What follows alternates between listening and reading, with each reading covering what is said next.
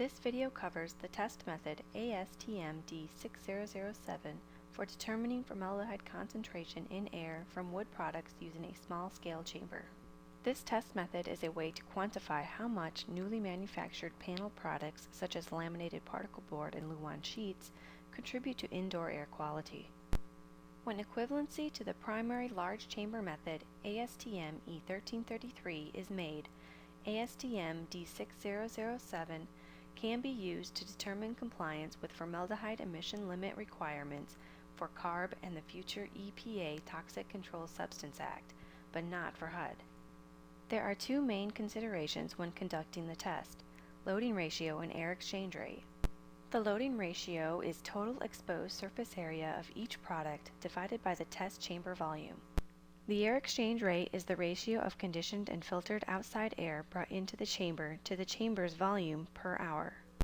ASTM D6007 allows for different loading ratios and exchange rates to help accommodate different samples and chamber sizes to provide quality results and equivalency to the large chamber test.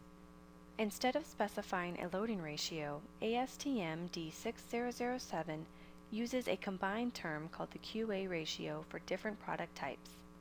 Due to the small chamber size of 0.02 cubic meters to 1 cubic meter, most products require cutting from a larger panel. These smaller samples are then conditioned for 2 hours. However, this can be lengthened to better correlate to the large chamber results.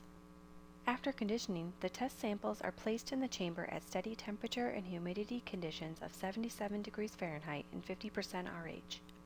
ASTM D6007 requires that the samples remain in the chamber until a steady state formaldehyde concentration is reached, as determined by either a calculation based on the mass transfer coefficient of the material or consecutive air samples that differ by no more than the error of the analytical method used. The analytical method specified by this test method is a slightly modified version of the NIOSH 3500 method where air is bubbled through an impinger containing a 1% sodium bisulfite solution. This solution is then mixed with chromotropic acid and sulfuric acid to cause a color change proportional to the quantity of formaldehyde in the solution. The quantification of this color change is measured using a spectrophotometer and compared back to a calibration curve relating color to formaldehyde. The results of this test method are expressed as the formaldehyde concentration in air in parts per million, or ppm.